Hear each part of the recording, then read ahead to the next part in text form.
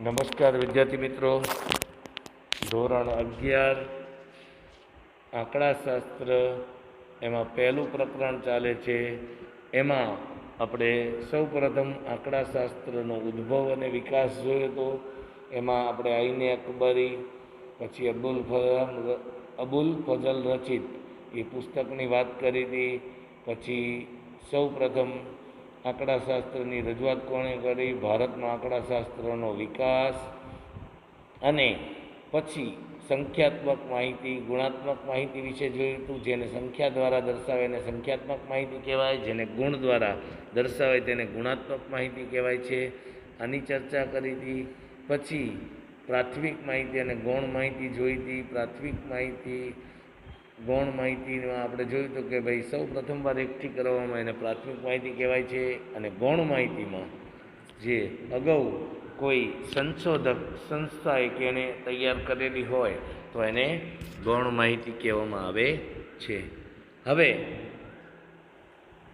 પછી પ્રાથમિક માહિતી એકઠી કરવાની 3 રીતો છે જોયું હતું. એમાં આપણે પ્રત્યક્ષ તપાસની રીત જોઈ હતી, જેમાં સંશોધક આગણક પોતે જાતે જઈને માહિતી એકઠી કરે છે તો એને પ્રત્યક્ષ માહિતી કહેવાય. દાખલા તરીકે આપણે જોયું હતું કે સાણંદ તાલુકામાં જે ખેડૂતોને પ્રોબ્લેમ છે એ પ્રોબ્લેમ જાણવા માટે કોઈ સંશોધક પોતે જઈને માહિતી એકઠી કરે તો એને પ્રત્યક્ષ માહિતી કહેવાય છે.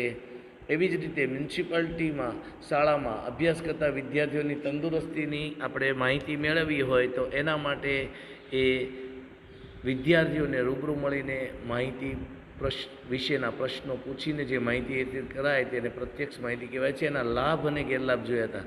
હવે પછી જોયું હતું પરોક્ષ માહિતી. તો હવે પરોક્ષ માહિતી પછી આપણે પરોક્ષ માહિતી એટલે સંશોધક આગળ જાતે જઈને માહિતી તપાસ કરતો નથી, અગાઉ કોઈએ માહિતી એકઠી કરી હોય એનો ઉપયોગ કરે છે, ત્યારે તે પરોક્ષ માહિતી કહેવામાં આવે છે. એના પણ આપણે ફાયદા અને મર્યાદા જોયા હતા, લાભ અને ગેરલાભ, લાભાલાભ પણ કહેવાય. હવે આજે આપણે સૌથી મહત્ત્વનો મુદ્દો છે કે ત્રીજી રીત, પ્રાથમિક માહિતી એકઠી કરવાની ત્રીજી રીત, પ્રશ્નાવલીની રીત વિશે જોવાનું છે.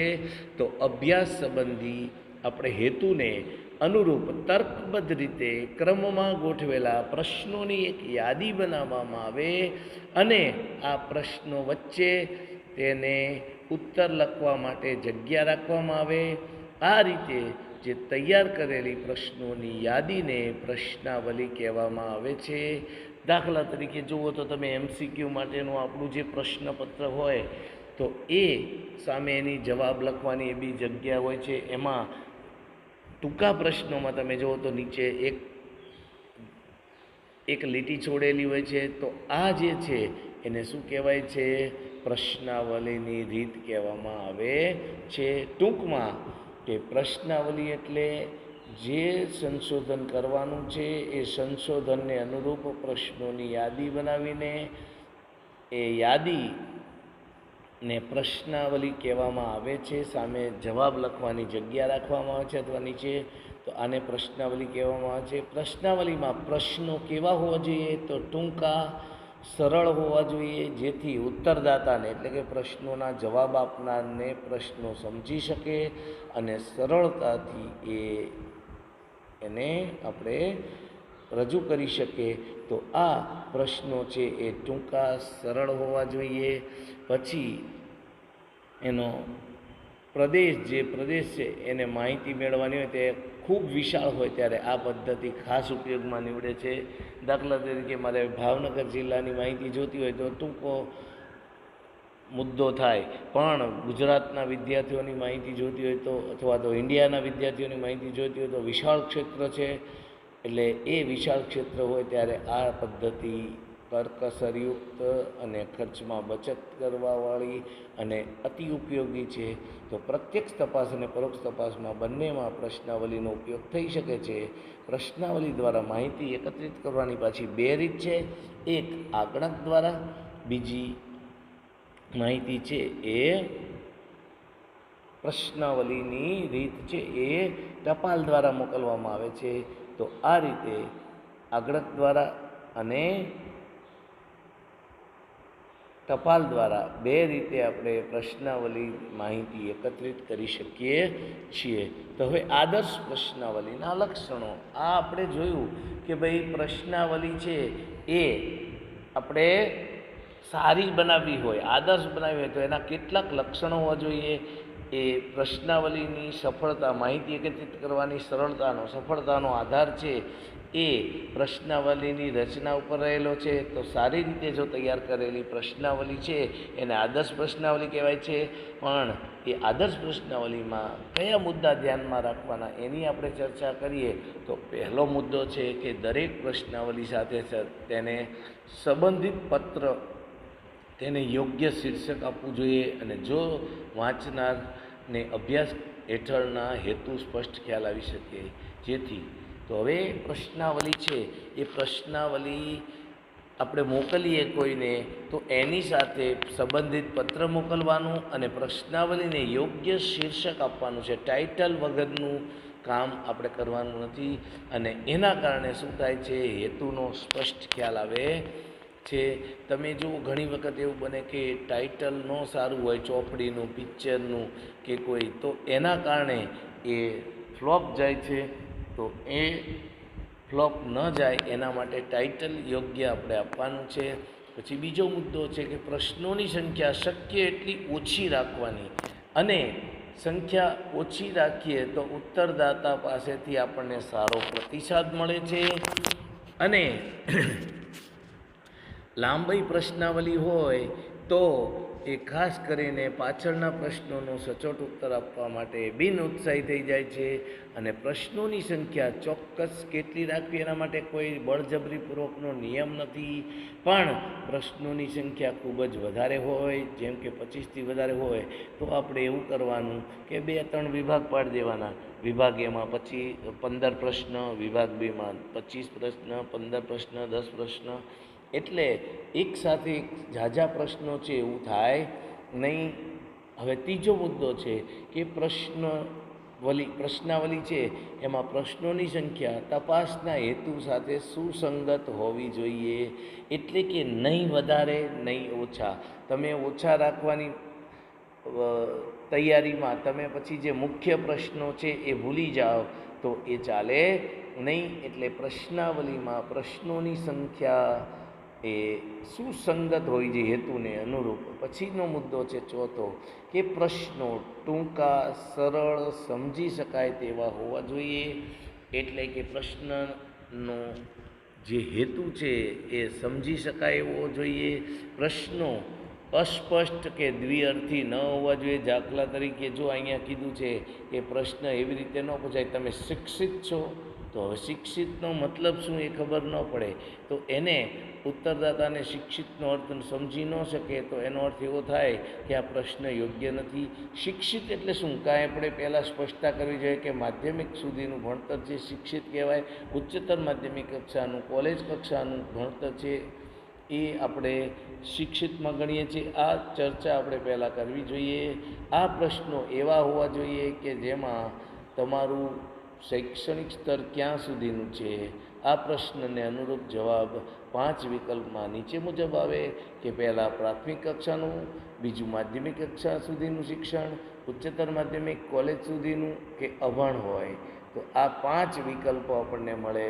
એટલે ટૂંકમાં આપણો જે આશય છે એ એવો કહેવાનો છે કે પ્રશ્નો છે એ ટૂંકા, સરળ, સમજી શકાય એવા હોવા જોઈએ અને ડબલ મિનિંગ પ્રશ્નો કરાય નહીં, દ્વિઅર્થી પ્રશ્ન નહીં કરવાના. પછીનો મુદ્દો છે કે પ્રશ્નોની ગોઠવણી તાર્કિક હોવી જોઈએ. જો પ્રશ્નની ગોઠવણી કેવી હોવી જોઈએ તો કે તાર્કિક હોવી જોઈએ. એટલે કે પ્રશ્નોનો ક્રમ સામાન્ય પ્રશ્નોથી શરૂ કરીને અભ્યાસ સંબંધી ચોક્કસ પ્રશ્નો તરફનો હોવો જોઈએ. આપણે કોઈને સ્માર્ટફોન અંગેનું તમારું શું મંતવ્ય છે, તમે સ્માર્ટફોન વાપરો છો, આ ક્રમ યોગ્ય નથી. એટલે આપણે શું કરવું જોઈએ કે તમે સ્માર્ટફોન કેવી રીતે વાપરો છો, અથવા તો પહેલાં પ્રશ્ન એ પૂછાય કે ભાઈ આ ક્રમ યોગ્ય નથી, એટલે સાચો ક્રમ શું છે? તો પહેલાં પ્રશ્ન પૂછાય કે તમે સ્માર્ટફોન વાપરો છો? જો હા પાડે તો એને પૂછાય કે ભાઈ સ્માર્ટફોન અંગેનું તમારું મંતવ્ય શું છે? એવી જ રીતે કોઈને આપણે એમ પૂછીએ કે ભાઈ તે કોલેજ કરી છે, અને પછી આપણે પૂછીએ કે ભાઈ તું ભણેલો છું, તો એ યોગ્ય નથી. કારણ કે પહેલાં આપણે શું પૂછવું જોઈએ કે ભાઈ તું કોલેજ કરી છે, પછી પૂછીએ ભણેલો છું, તેના બદલે પૂછાય કે ભાઈ ભણેલો છું, હા, તો પછી પૂછીએ કે ભાઈ કેટલું ભણેલો છું. એવી રીતે કોઈને આપણે પહેલાં સવાલ કરીએ કે ભાઈ તારા લગ્ન થઈ ગયા છે, અને પછી પૂછીએ કે એંગેજ થયું છે, અથવા તો સીધા પહેલાં પૂછીએ કેટલા બાળકો છે, પછી પૂછીએ કે તારા લગ્ન થયા છે, તો એ ક્રમ યોગ્ય નથી, તાર્કિક નથી. તો આપણે પહેલાં એવું પૂછવું પડે કે ભાઈ તમે મેરિડ છો? જો હા પાડે તો પછી પ્રશ્ન પૂછાય કે ભાઈ કેટલા બાળકો છે. જો એવું ન થાય તો એ પ્રશ્ન યોગ્ય નથી. પહેલાં આપણે પૂછીએ કેટલા બાળકો છે, અને પછી પૂછીએ કે લગ્ન થયા છે, તો એ યોગ્ય ક્રમ કહેવાય નહીં. પછી છઠ્ઠો મુદ્દો છે, લાગણીસભર અથવા અંગત જીવનને લગતા પ્રશ્નો પૂછવાનું ટાળવું જોઈએ. દાખલા તરીકે ઉત્તરદાતાના લગ્ન જીવન કે આવકના સ્ત્રોત વગેરે અંગેનો આપણે જે પ્રશ્ન છે એ આપણે આવા પ્રશ્નો જરૂર જણાય તો જ પૂછવાના, નહીંતર બને ત્યાં સુધી પૂછવાના નહીં. અને એવી ખાતરી પણ આપવાની કે ભાઈ જે આ પ્રશ્નો પૂછવામાં આવે છે એનો કોઈ મિસયુઝ દુરુપયોગ થશે નહીં, આવી ખાતરી આપવાની છે. એટલે એનો આપણે હેતુ છે એ માટે જ આપણે ઉપયોગ કરશું. પછી સાતમો મુદ્દો કે પ્રશ્નોના જવાબ છે એ કોઈ પણ પ્રકારની ગણતરી વગરના હોવા જોઈએ. બહુ ગણતરી, અટપટી ગણતરી હોય તો એ પ્રશ્ન જવાબ આપવાનું ટાળશે, પ્રશ્નના જવાબ આપવાનું.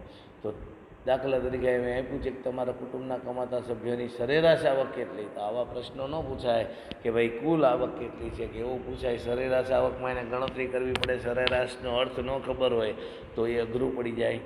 પછીનો મુદ્દો છે પ્રશ્નોના જવાબ બને ત્યાં સુધી હા કે નામાં અથવા વિકલ્પવાળા પ્રશ્નો પૂછવા જોઈએ. પરંતુ જે પ્રશ્નોમાં આપણે જવાબ માટે કોઈ ચોક્કસ વિકલ્પ ન હોય તો એવો પ્રશ્ન પૂછવાનું ટાળવું જોઈએ. દાખલા તરીકે આપ્યું છે કે શિક્ષણમાં વાર્ષિક પદ્ધતિને બદલે અર્ધવાર્ષિક પદ્ધતિ વિશે તમારું શું મંતવ્ય છે?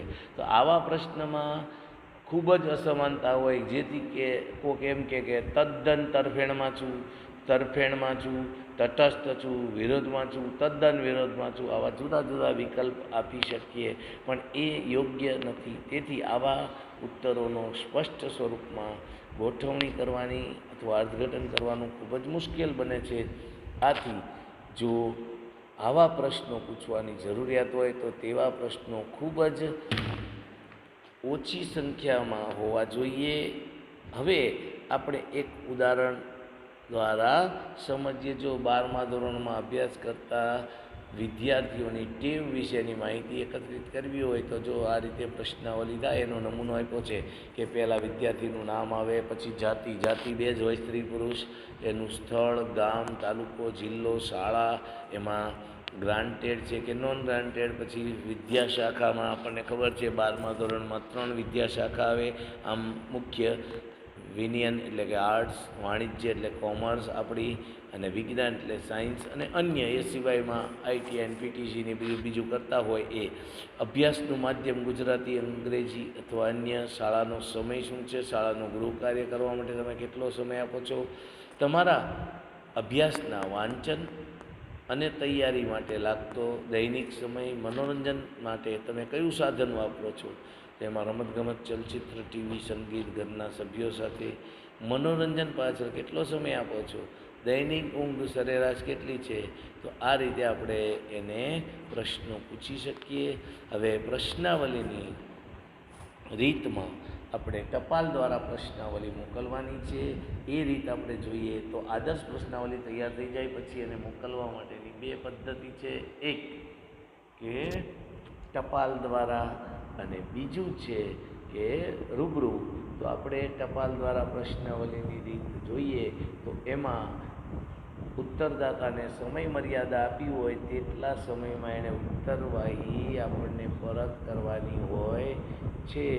અને આથી દરેક ઉત્તરદાતાને પ્રશ્નાવલી સાથે એનું સરનામું આપણું પોતાનું નામ સરનામાવાળું બરાબર માહિતી મંગાવનારનું એટલે નામ સરનામું યોગ્ય ટિકિટ લગાડેલ જવાબી પરમીડિયું મોકલવામાં આવે છે કે જેથી ઓલો એમનો કે ભાઈ મારી પાસે એ ટપ્પા તમારું એડ્રેસ નહોતું આ નહોતું અને એડ્રેસ લખવામાં ભૂલ કરે ને આતે કરીને કંઈક પ્રોબ્લેમ ન થાય એટલા માટે પછી પ્રશ્નાવલી મોકલીએ તો ઉત્તરદાતાને જવાબ આપવામાં ઉત્તરદાતાએ જવાબ આપવાના છે એટલે પ્રશ્નો સ્પષ્ટ ટૂંકા સરળ મુદ્દાસર સ્વયં સ્પષ્ટ હોવા જોઈએ એટલે કે પ્રશ્નો ઓલાને સમજાઈ જાય એવા જોઈએ સરળ હોવા જોઈએ ટૂંકા મુદ્દાસર અર્થ સ્પષ્ટ સ્વયં સ્પષ્ટ એટલે પોતે પ્રશ્ન કંઈક પાછો બીજો પ્રશ્ન ઊભો ન કરે એવા હોવા જોઈએ અત્યારના સમયમાં પ્રશ્નાવલી કમ્પ્યુટર તથા મોબાઈલ દ્વારા પણ મોકલવામાં આવે છે તો આ થઈ વાત પ્રશ્નાવલીની રીત તમે જો અત્યારે પેપર આપણું આવે છે ને ઓનલાઈન તમને મોકલવામાં આવતા હતા 10મામાં સ્કૂલોમાંથી બોર્ડ દ્વારા તો આ એ પદ્ધતિ છે હવે એનો લાભ જોઈએ તો જ્યારે માહિતી એકત્રિત કરવાનું ક્ષેત્ર વિશાળ હોય ત્યારે માહિતી એકત્રિત કરવા માટે આ ખાસ પદ્ધતિ ઉપયોગમાં નીવડે છે આ રીત સરળ છે ઓછા ખર્ચે વધારે માહિતી મેળવી આપે છે અને જે ક્ષેત્રમાં વ્યક્તિગત કે ટેલિફોનના માધ્યમ દ્વારા સંપર્ક સાધવાનું મુશ્કેલ હોય તેવા ક્ષેત્રમાં રહેતા કરદાતા પાસેથી આગણક આ રીતે માહિતી મેળવી શકે છે એટલે જે ક્ષેત્રમાંથી ટેલિફોન દ્વારા આપણે સંપર્ક ન કરીએ મુશ્કેલ હોય ત્યારે આ ઉત્તરદાતા પાસેથી આ રીતે માહિતી મેળવી શકાય છે હવે એના ગેરલાભ તો ગેરલાભમાં જ્યારે ઉત્તરદાતા અશિક્ષિત હોય ત્યારે આપણે સહકારની ભાવના ન હોય ત્યારે આ રીત ઉપયોગી નીવડતી નથી ઉત્તરદાતા જવાબ જ ન આપે તો આ રીત યોગ્ય નથી અશિક્ષિત હોય તો પણ આ રીત યોગ્ય બીજો ગેરફાયદો છે ક્યારેક ઉત્તરદાતા તરફથી મળેલી માહિતી ખોટી હોય અથવા અધૂરી હોય છે જવાબ આપ્યા વગરની પ્રશ્નાવલી પાછી મોકલી દે છે એને સમજણ ન પડે તો આ પણ એક પ્રોબ્લેમ છે પછી ઉત્તરદાતાની આળસના પરિણામે પ્રશ્નાવલી ગેરવલ્લે જવાની પણ શક્યતા અથવા માહિતી મેળવવામાં વિલંબ થવાની શક્યતા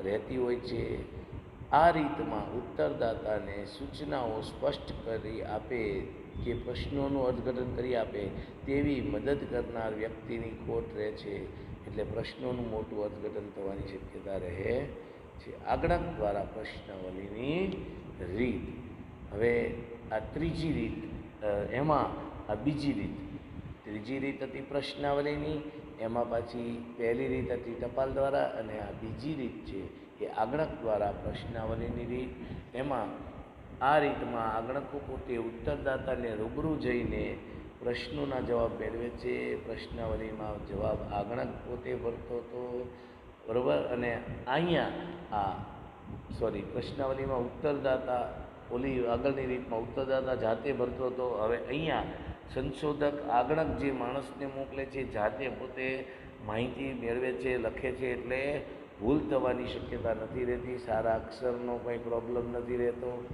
આમ અગાઉની રીતમાં આ તફાવત છે એટલે અગાઉની રીતમાં ઉત્તરદાતાને પ્રશ્નાવલી ટપાલ દ્વારા મોકલવામાં આવતી અને અહીંયા પ્રશ્નાવલી લઈને જ આગણક જે માહિતી મેળવનાર છે એ ઉત્તરદાતાને રૂબરૂ મળે છે અને જો આગણક ઉત્સાહી વિનયી પ્રામાણિક કાર્યમાં કુશળ હોય તો આ ઉત્તરદાતાને પ્રશ્નોને અનુરૂપ પૂરક પ્રશ્નો પૂછીને માહિતી પૂરી પાડવાની એની આવડત હોય માહિતી એકઠી કરવાની તો આગણકને ઉત્તરદાતા સાથે તો સારામાં સારી માહિતી મળે છે પછી આગણકને ઉત્તરદાતા સાથે કોઈ પણ જાતનો બિનજરૂરી વિવાદમાં ન ઉતરવાનું આપણે કહીએ છીએ કે તેની માનહાનિ ન થાય એ ખાસ ધ્યાન રાખવાનું છે એની સાથે તકેદારી ભર્યા મિત્રતાભર્યું વાતાવરણ સર્જવાની સૂચના આપવામાં આવે છે યોગ્ય આગણકોની પસંદગી કરીને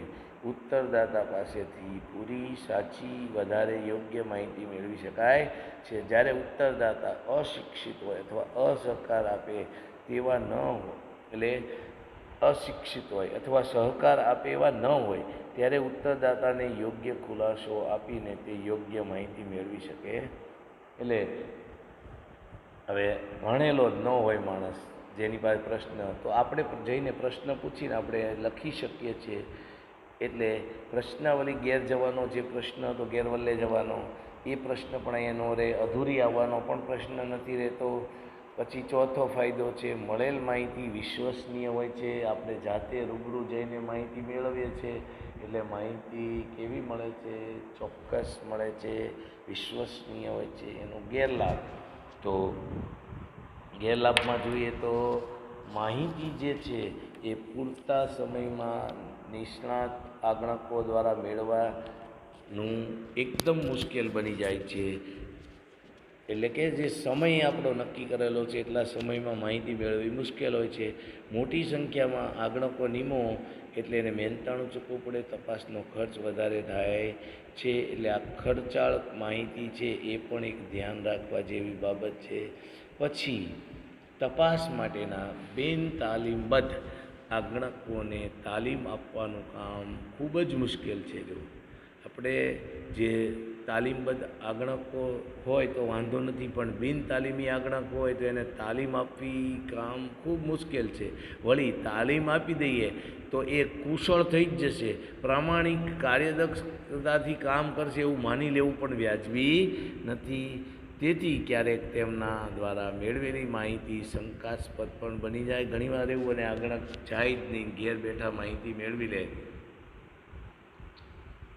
જ્યારે ઉત્તરદાતા વિશાળ ક્ષેત્રમાં ફેલાયેલો હોય ત્યારે આ રીત અયોગ્ય બની જાય છે. આ સંજોગોમાં તપાસનો ખર્ચ અને સમય વધુ થાય છે.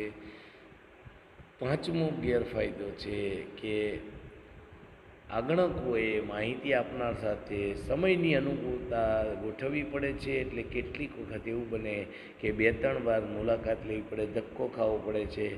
માનો કે મારે કોઈના ઘેર માહિતી લેવા જવું છે, તો એને મેં પૂછ્યું તો એણે મને એમ કીધું કે ભાઈ સાંજે સાહેબ 8 વાગે હું ફ્રી થઉં છું, 8 વાગે તમે મારા ઘેર આવજો. હવે 8 વાગે હું જઉં તો એ હાજર ન હોય, કંઈ કારણોસર મોડું થયું કે મહેમાન આવ્યો હોય તો બીજો ધક્કો થાય, અથવા મારે 8 વાગે ટાઈમ ન હોય તો એ ટાઈમ સેટિંગ ફેરવવું અથવા ગોઠવવું એ અઘરું છે. એટલે સમય વધુ જાય છે. 2-3 વખત મુલાકાત લેવી પડે એટલે નિર્ધારિત સમયમાં આપણે જે તપાસ કરવાની છે એ પૂરી કરી શકતા નથી. પ્રાથમિક માહિતી એકત્રિત કરવા અગાઉ આપણે ચર્ચા કરેલી 3 રીતોમાંથી કઈ રીત સ્વીકારવી એના માટે કોઈ ચોક્કસ નિયમ નથી. તપાસ માટેની રીતમાં પસંદગીનો આધાર છે એ મુખ્યત્વે નીચેની બાબત ઉપર છે કે ભાઈ તપાસ હેઠળ જે ક્ષેત્ર આવરી લે છે કેટલું વિશાળ છે. જો નાનું ક્ષેત્ર હોય, સમજો કે મારે અહીંયા ભાવનગર પૂરતી જ તપાસ કરવાની હોય તો એ ભાવનગર મર્યાદિત ક્ષેત્ર થઈ જાય તો પ્રત્યક્ષ તપાસ થઈ શકે. પણ ગુજરાતની તપાસ કરવાની હોય, ગુજરાતના વિદ્યાર્થીઓની, તો ક્ષેત્ર મોટું થાય છે એટલે પરોક્ષ તપાસ કરવી પડે. ને આ પ્રશ્નાવલીની રીત, તપાસનો હેતુ આપણો કયો છે? ખાલી ફોર્માલિટી ખાતર તપાસ કરવાની હોય તો એ તપાસનો હેતુ છે એ આપણે એને અનુરૂપ આપણે પ્રત્યક્ષ કે પરોક્ષ તપાસ. પછી નાણાકીય જોગવાઈ કેવી છે? જો આપણે પૂરા પૈસા ખર્ચી શકીએ તો પ્રત્યક્ષ તપાસ કરી શકાય, અને જો આપણી પાસે સમય મર્યાદા ન હોય, નાણાંની જોગવાઈ ન હોય તો આપણે પ્રશ્નાવલીની રીત અપનાવવી પડે. પછી કુશળ આગ્રહકો જે મળવાની શક્યતા છે એ, તો કુશળ આગ્રહક મળવા એ મુશ્કેલ છે. દાખલા તરીકે બધા એમ કે ભાઈ મારે આ સાહેબ પાસે ભણવું છે તો એ બધે એક સાહેબ પહોંચી શકે નહીં. એટલે એવી રીતે આગ્રહક કુશળ મળવા પણ શક્યતા ઓછી છે. ચોકસાઈનું ધોરણ, એવી રીતે જો આપણે ચોકસાઈનું ધોરણ કેવું છે એના આધારે ધ્યાન રાખીએ છીએ. તો આ રીતે પ્રાથમિક માહિતી એકઠી કરવાની 3 રીતો જોઈ: પ્રત્યક્ષ તપાસ, પરોક્ષ તપાસ અને પ્રશ્નાવલીની રીત. હવે ગૌણ માહિતી એટલે શું અને ગૌણ માહિતીના પ્રાપ્તિ સ્થાનો. આપણે ગૌણ માહિતી જોયું તો એના 2 પ્રાપ્તિ સ્થાનો મુખ્ય છે, એક પ્રકાશિત અને બીજું બિન પ્રકાશિત. તો પ્રકાશિત માહિતીના પ્રાપ્તિ સ્થાનો છે એમાં સરકારી પ્રકાશન આવે. તો એ સરકારી પ્રકાશનમાં એ સરકાર દ્વારા જે સંગઠન દ્વારા જે માહિતી એકઠી કરીને પ્રકાશિત કરવામાં આવતી હોય, દાખલા તરીકે કેન્દ્રીય આંકડાકીય સંગઠન એટલે કે CSO, સેન્ટ્રલ સ્ટેટિસ્ટિકલ ઓર્ગેનાઇઝેશન, પછી રાષ્ટ્રીય નિદર્શ તપાસ સંગઠન, નેશનલ સેમ્પલ સર્વે NSSO, પછી ભારતના વસ્તી નિયામક અને રજિસ્ટ્રાર જનરલની કચેરી, ખેતીવાડી સંશોધન, ભારતીય કારોબારી, પછી statistical abstract of India, Gujarat statistical outline, Gujarat state, પછી socio economic review, Gujarat state, આ બધા આ સરકારી પ્રકાશનો છે. આવા સરકારી સંગઠનો દ્વારા પણ પ્રકાશિત માહિતી આપણને જથ્થાબંધ ભાવનો સૂચકાંક, પછી આયાત નિકાસના આંકડા, જન્મ મરણના આંકડા, કૃષિ વિષયક આંકડા, વસ્તી ગણતરીના લગતી બાબતો આપણને મળે છે. પછી અર્ધ સરકારી પ્રકાશનો, તો અર્ધ સરકારી પ્રકાશનો એટલે જીવન વીમા નિગમ, રાજ્ય વિદ્યુત બોર્ડ, આ બધા અર્ધ સરકારી છે. આવા પણ માહિતી એકત્રિત કરીને પ્રકાશિત કરતા હોય છે. આંતરરાષ્ટ્રીય પ્રકાશનોની વાત કરીએ તો યુનાઇટેડ નેશન ઓર્ગેનાઇઝેશન UNO, પછી યુનો જેને આપણે કહીએ છીએ, આંતરરાષ્ટ્રીય નાણાં ભંડોળ, તમે 10મામાં શીખી ગયા, IMF ઇન્ટરનેશનલ મોનેટરી ફંડ, પછી આંતરરાષ્ટ્રીય મજૂર સંગઠન ઇન્ટરનેશનલ લેબર ઓર્ગેનાઇઝેશન એટલે કે ILO, આ અગત્યની માહિતી પ્રકાશિત કરે છે. ચોથું છે સંશોધક સંસ્થાના અહેવાલો, તો સંશોધક સંસ્થા જેવી કે Ahmedabad textile industry research association ATIRA, પછી ફિઝિકલ રિસર્ચ લેબોરેટરી જે આપણે અમદાવાદમાં આવેલી છે, પછી ભાવનગરનું એક નામ છે Bhavnagar institute of salt and marine research laboratory Bhavnagar, પછી institute of economic growth Delhi, પછી national council of applied economic research, અને આ બધા જે છે એ પણ માહિતી આપણને પૂરી પાડે છે. પાંચમું છે કે સ્થાનિક સ્વરાજ્યની સંસ્થાઓ અથવા તો સ્વાયત્ત સંસ્થાઓ, નગરપાલિકા, જિલ્લા પંચાયત, એગ્રીકલ્ચર, યુનિવર્સિટી, આ બધા પણ આપણને માહિતી વાર્ષિક પૂરી પાડે છે. સેન્ટ્રલ ગવર્મેન્ટને માહિતી જોતી હોય તો ગામડામાંથી શહેરમાં, શહેરમાંથી તાલુકામાં, તાલુકામાંથી જિલ્લામાં આવી રીતે માહિતી એકત્રિત થતી હોય છે, અને છેલ્લે એ કેન્દ્ર સરકારને માહિતી મળતી હોય છે. એવી જ રીતે વ્યાપારી અને વ્યવસાયી સંગઠનો છે, એમાં જોઈએ તો એમાં federation of Indian chamber of commerce અને ઇન્ડસ્ટ્રી દ્વારા પ્રકાશિત થતું ઇકોનોમિક ટ્રેન્ડ્સ, પછી ઇન્સ્ટિટ્યૂટ ઓફ ચાર્ટર્ડ એકાઉન્ટન્ટ દ્વારા પ્રસારિત થતું the chartered accountant, institute of foreign trade દ્વારા પ્રકાશિત થતું ટ્રેડ રિવ્યૂ, આ બધા પ્રકાશનો છે એમાંથી પણ માહિતી મળે છે. અને છેલ્લું સાતમું જે મહત્ત્વનું છે, વર્તમાનપત્રો અને સામયિકો, આપણે મેક્સિમમ માહિતી આપણને આમાંથી મળતી હોય છે. અર્થશાસ્ત્ર, વાણિજ્ય, વેપાર, રમતગમત, આની માહિતી જોતી હોય, ઇકોનોમિક એન્ડ પોલિટિકલ વીકલી, એમાંથી કોમર્સ, પછી બિઝનેસ ટુડે, ફાઇનાન્શિયલ એક્સપ્રેસ, આવા જુદા જુદા વર્તમાનપત્રો, સામયિકોમાંથી પણ આપણને માહિતી મળે છે. આ પણ એક ગૌણ માહિતીનું અગત્યનું પ્રાપ્તિ સ્થાન છે. હવે બિન પ્રકાશિત માહિતીમાંથી ગૌણ માહિતી લેવી, તો બિન પ્રકાશિત માહિતી એટલે તો સંસ્થા દ્વારા કેટલીક માહિતી પ્રકાશિત થયેલી હોતી નથી, પરંતુ વિનંતી કરીને ખાનગી અને જાહેર સંગઠનો દ્વારા પોતાના સંદર્ભ માટે તૈયાર કરેલી બિન પ્રકાશિત માહિતી આંતરિક અહેવાલોમાંથી માહિતી મેળવાય છે. દાખલા તરીકે કામદારોનો પગાર, કેટલો સમયથી નોકરી કરે છે, તેનું શૈક્ષણિક સ્તર, ખાનગી અને જાહેર ક્ષેત્રની કંપનીઓમાં મ્યુચ્યુઅલ ફંડ દ્વારા થતું રોકાણ, જુદી જુદી યુનિવર્સિટીના PhD મહાનિબંધો, આ બધી પણ માહિતી આપણને મળે છે. હવે ગૌણ માહિતીનો આપણે ઉપયોગ કરીએ તો શું ધ્યાનમાં રાખવાનું? કારણ કે ગૌણ માહિતી છે એ કોઈકની પાસેથી આપણે મેળવેલી માહિતી છે, એટલે કાળજીપૂર્વક આપણે એની ચકાસણી કરવી જોઈએ. ખામીયુક્ત, અપૂરતા, નિદર્શ કદવાળી હોવી જોઈએ, અથવા તપાસના હેતુ સાથે સુસંગત ન હોય એવું પણ બને ગૌણ માહિતી. ગૌણ માહિતીના આંકડાકીય પૃથ્થકરણ માટે આપણે જે તારણો મેળવવામાં આવ્યા છે એ પણ જુદા જુદા હોય એવું બની શકે. આથી આવી માહિતીનો ઉપયોગ કરતાં પહેલાં આપણે નીચેની સાવચેતી રાખવી જોઈએ. એમાં પહેલી કે ગૌણ માહિતી ઉપયોગ કરીએ પહેલાં આપણે જાણી લેવાનું કે ભાઈ કોણે માહિતી મેળવી છે, ક્યાંથી માહિતી મળી છે એ ખાસ જોવું જોઈએ. ખાનગી સંસ્થા દ્વારા જો માહિતી મેળવવામાં આવી હોય તો વિશ્વસનીય ઓછી હોય છે, કારણ કે ખાનગી સંસ્થાઓ પોતાના પૂર્વગ્રહો અને વિચારસરણી અનુસાર માહિતી એકત્રિત કરતા હોય છે, જ્યારે સરકારી સંગઠન છે એ કોઈપણ જાતના પક્ષપાત વગર માહિતી એકઠી કરે છે. ગૌણ માહિતી મેળવવાનો હેતુ છે એ આપણા હેતુ સાથે સુસંગત હોવો જોઈએ, અન્યથા જે આપણો હેતુ છે એ હેતુ માર્યો જશે અથવા જે માહિતી જોઈએ છે એ બિનઉપયોગી થશે.